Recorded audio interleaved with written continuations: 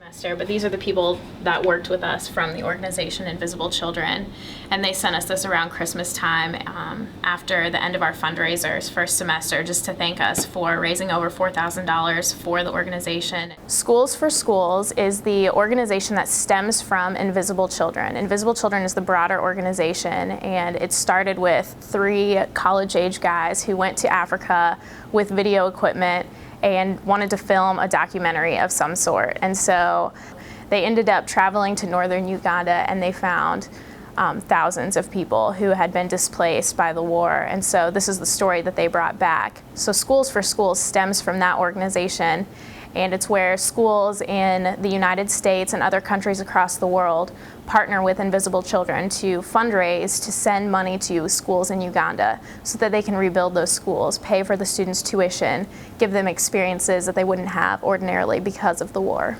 Last fall, my Geography and History of the World class and another social studies teacher, Miss Deal, her current issues class, we partnered together and came up with this proposal that if we could raise $3,000 by doing different fundraisers for this group, that our principal would have to shave his head in an all-school assembly.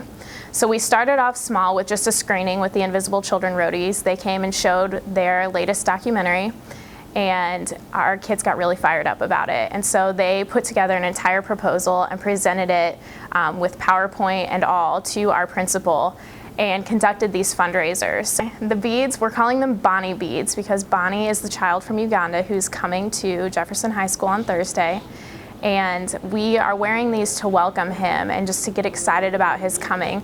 On one side, the card says more than a number, and on the reverse side, it has a number written on it. And the side that has the number on it, the kids are encouraged to decorate in some way that represents who they are as a unique individual. And the More Than a Number slogan just says that the children in Africa aren't a statistic. They're not just a conglomeration of the same. They are different individuals. They're all unique. They're not unlike us. For them to be a part of something that's bigger than themselves is very important.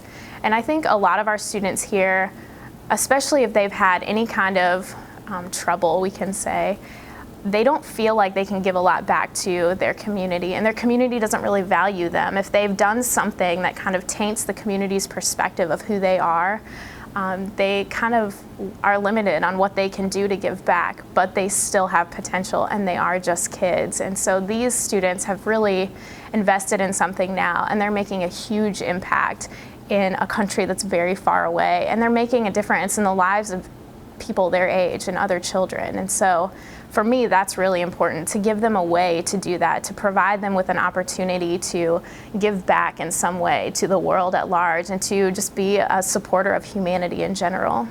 One thing I really took away from IUPUI and my experience there is just the value of community relationships and community partners. And that's one thing that this event in particular does. Not only does it help us establish relationships with people across our own country, but also within our community. I mean, we've got other schools from Lafayette and Indianapolis coming, Purdue's partnering with us.